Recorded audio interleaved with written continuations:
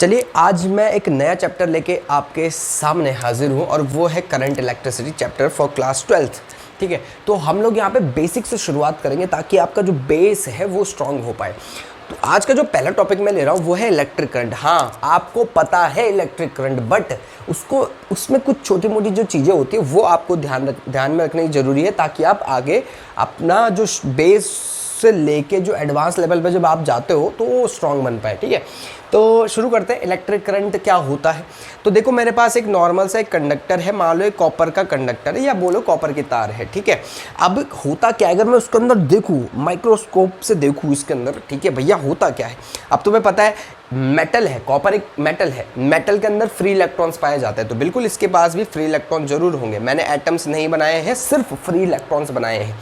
ठीक है, अभी इलेक्ट्रॉन एक पर्टिकुलर डायरेक्शन में तो मूव नहीं कर रहे होते हैं, तो ये एक रैंडम मोशन में इधर उधर घूम रहे होते हैं सब के सब। ऐसा ऐसा बचपन में ऐसे ही पढ़ाया जाता है, अभी फिलहाल मैं ऐसे ही पढ़ा रहा हूँ। ठीक है, आने वाली जो वीडियोस होंगी उनमें और डीप जाएंगे इसके अंदर। ठीक है, तो अभी क्या हुआ, ऐसे समझो कि यहाँ पे फ्री इलेक्ट्रॉन्स होते हैं वो रैंडम मोशन कर रहे थे, जिसकी वजह से कोई पर्टिकुलर डायरेक्शन में मूव नहीं कर रहे हैं और जिसकी वजह से कोई करंट नहीं बन रही है। अब जैसे ही आप क्या करते हो, इसको क्या करते हो, आप एक बैटरी वगैरह से कनेक्ट कर देते हो ऐसा। ठीक है, जैसे आपने बैटरी से इसको कनेक्ट कर दिया तो क्या होता है, इन इलेक्ट्रॉन्स पे, जो फ्री इलेक्ट्रॉन्स है उन पे फोर्स लगना स्टार्ट होता है, और वो जो फोर्स है उस फोर्स के कारण क्या होता है, इलेक्ट्रॉन एक पर्टिकुलर डायरेक्शन में मूव करना शुरू होता है। हाँ, डाउट आ रहा होगा कि फोर्स कैसे लगा, क्यों लगा, ठीक है, वो सब आगे आने वाली वीडियोस में पक्का दिखेगा, दैट्स अ प्रॉमिस। तो देखो भाई, फिलहाल समझो यहाँ पे क्या बन गया, पॉजिटिव नेगेटिव मैंने बना दिया, ये वाला हाई पोटेंशियल पे और ये वाला एंड लो पोटेंशियल पे। तो क्या हो गया, इलेक्ट्रॉन समझो यहाँ से नेगेटिव से पॉजिटिव की तरफ मूव करना शुरू हो गया ऐसा। ठीक है, ये इलेक्ट्रॉन का फ्लो बता रहा हूँ मैं, तो इलेक्ट्रॉन इस तरफ मूव करना शुरू हो गए ऐसा।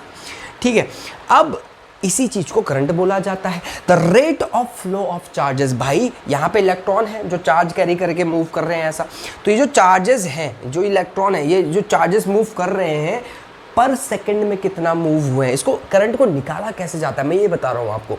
करंट को निकाला जाता है I = Q/T। अब होता क्या है, फॉर्मूला सबको पता है, करंट को निकाला जाता है Q/T। Q क्या होता है, चार्जेस, और T क्या होता है, टाइम। तो भाई कितने चार्जेस फ्लो कर रहे हैं पर सेकंड में, दैट इज करंट।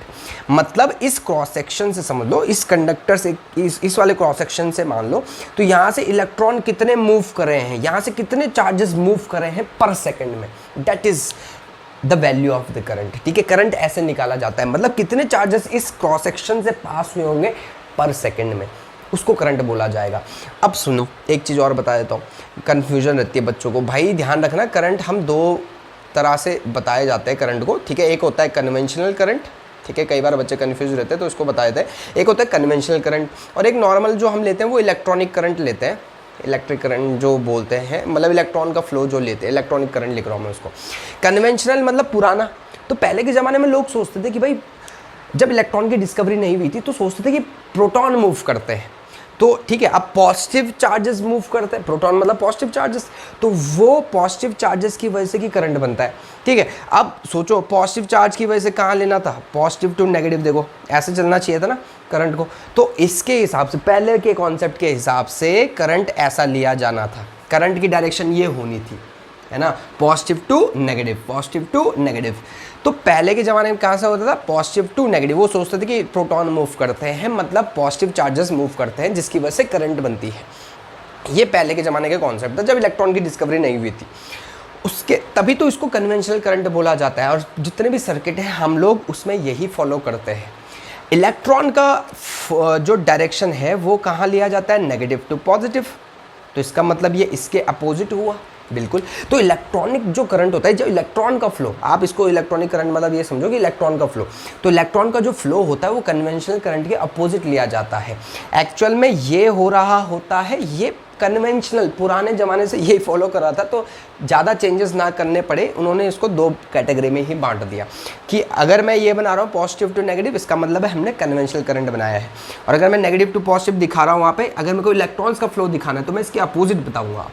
ठीक है, आई होप समझ में आया हो ये छोटा सा कॉन्सेप्ट। ठीक है, अब बात करते हैं करंट की, बात करते हैं। अब मैं क्या बोल रहा था, एक और चीज़ समझाता हूँ मैं इसमें। करंट की यूनिट क्या होती है, एम्पियर, है ना, करंट की यूनिट होती है एम्पियर। चार्ज क्या होता है, कूलम में नापा जाता है, टाइम किस में नापा जाता है, सेकंड्स में, ऐसा ही सिस्टम में, ठीक है। तो 1 एम्पियर 1 कूलम 1 लगा लेते हैं, देखते हैं ज़रा कुछ समझ में आता है कि नहीं। तो 1 एम्पियर वो करंट है जब क्या होगा, 1 कूलम चार्जेस 1 सेकंड में फ्लो करेंगे। इस कंडक्टर में क्या होगा, जब 1 कूलम चार्जेस 1 सेकंड में, ठीक है, मूव करना शुरू करेंगे, ठीक है, क्रॉस सेक्शनल एरिया से मूव करना शुरू करेंगे एक एंड से, ठीक है। अब जरा ध्यान से सुनो और चीज़ समझाता हूँ। 1 कूलम, यार फीलिंग नहीं आ रही कि 1 कूलम चार्जेस होते कितने हैं।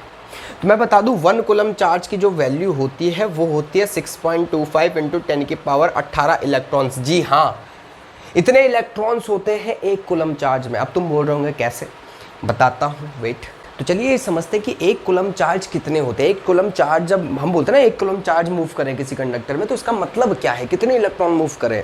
तो भाई हमको पता है चार्ज ऑन 1 इलेक्ट्रॉन, 1 इलेक्ट्रॉन पे कितना चार्ज होता है, 1.6 इंटू 10 की पावर -19 कूलम, ये उसका मैग्नीट्यूड होता है। ओके, ठीक है। तो अगर मेरे को यहाँ से 1 कूलम की वैल्यू निकालनी होगी तो उसको मैं डिवाइड में ले आऊँगा, तो ये आ जाएगा कुछ ऐसा 1.6 इंटू 10 की पावर -19 इलेक्ट्रॉन्स, ठीक है। तो जब आप इसे डिवाइड करोगे, सॉल्व करोगे, तो ये आता है 6.25 इंटू 10 की पावर 18 इलेक्ट्रॉन्स, ठीक है। तो इतने इलेक्ट्रॉन्स किस में होते हैं, 1 कूलम की वैल्यू होती है। मतलब अगर मैं बोलूँ ना कि इस कंडक्टर में क्या हुआ है, 1 एम्पियर तुमने 1 एम्पियर की करंट फ्लो करी है, इसका मतलब क्या है यार, 1 एम्पियर का करंट का मतलब क्या हुआ, 1 कूलम चार्जेस 1 सेकंड में इस सेक्शन से मूव करें इसमें, ठीक है। तो अब देखो क्या हुआ, 1 कूलम का मतलब आप ऐसा भी बोल सकते हो कि 1 ampere is equal to what, 6.25 into 10 की पावर 18 इलेक्ट्रॉन्स मूव करे हैं 1 सेकंड में। वाह यार, मस्त चीज़ है। क्या कि अगर मैंने 1 एम्पियर की करंट इसमें फ्लो कराई इस कंडक्टर में, तो यहाँ से समझना कि इसके क्रॉस सेक्शन, इसके एक एंड से 6.25 इंटू 10 की पावर 18 इलेक्ट्रॉन्स मूव करेंगे 1 सेकंड में। भाई एक चीज़ और बताता हूँ, एक्चुअल में इसका मतलब क्या होता है कि इतने इलेक्ट्रॉन 1 सेकंड में जब यहाँ से मूव करें ना, तो उतने ही इलेक्ट्रॉन यहाँ से बाहर निकलेंगे।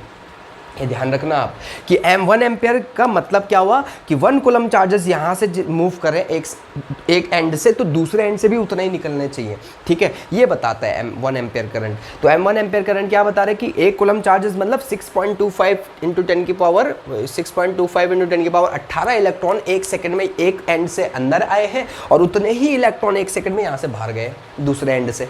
आई hope this much is clear to you. तो ये मतलब होता है करंट का। मेरे हिसाब से आपको समझ में आई हो ये चीज़ें। तो चलो यार, एक और कन्फ्यूजन जो बच्चों के दिमाग में होती है वो होती है कि करंट एक वेक्टर क्वांटिटी है या स्केलर क्वांटिटी है। भाई सुन, करंट एक स्केलर क्वांटिटी है, वेक्टर क्वांटिटी नहीं है। क्यों? तो देखो, पहले मैं तुम्हें एक वेक्टर की कंडीशन बता देता हूँ। वेक्टर क्या होते हैं, जिनको डिफाइन करने के लिए एक तो मैग्नीट्यूड की आवश्यकता पड़ती है, दूसरा डायरेक्शन की आवश्यकता पड़ती है, तीसरी एक और चीज़ कंडीशन लेते हैं हम, सिर्फ ये दोनों मत बोलना, एक और चीज़, ये जो वेक्टर्स जो होते हैं वो लॉ ऑफ वेक्टर, जो एडिशन के जो लॉ थे, सुना होगा तुमने 11th क्लास में। तो लॉ ऑफ वेक्टर एडिशंस जो होते हैं, जैसे पैरेललोग्राम लॉ और वो क्या नाम है, ट्राइंगुलर लॉ, ये सब चीज़ें। तो वेक्टर्स क्या होते हैं, जिनके पास मैग्नीट्यूड भी, जिनको डिफाइन करने के लिए मैग्नीट्यूड भी चाहिए, डायरेक्शन भी चाहिए, मतलब एक मैग्नीट्यूड एक डायरेक्शन, और लॉ ऑफ वेक्टर एडिशन को भी जो फॉलो करे, वो होता है वेक्टर। ओके, अब मैं तुम्हें एक चीज़ बता देता हूँ, जो करंट होता है, करंट इस चीज़ की वजह से वेक्टर नहीं है, इसको फॉलो नहीं करता है, लॉ ऑफ वेक्टर एडिशन को फॉलो नहीं करता है current. That is the reason why current is a scalar quantity. मतलब आपके पास जैसे ये जंक्शन है जिस पे 3 तार मैंने कनेक्ट कर दिए, तो यहाँ से 2 एम्पेयर करंट आई, इससे 3 एम्पेयर करंट आई, तो सीधे डायरेक्ट ऐड कर देते हो, एल्जेब्रिक सम करते हो, और आंसर कितना आता है, 5 एम्पेयर करंट इससे बाहर गई है। तो डायरेक्ट ऐड करो, ना कि वेक्टर को कॉन्सेप्ट लगा के। तो दिस इज व्हाट कि ये स्केलर क्वांटिटी है। आई होप समझ में आया हो।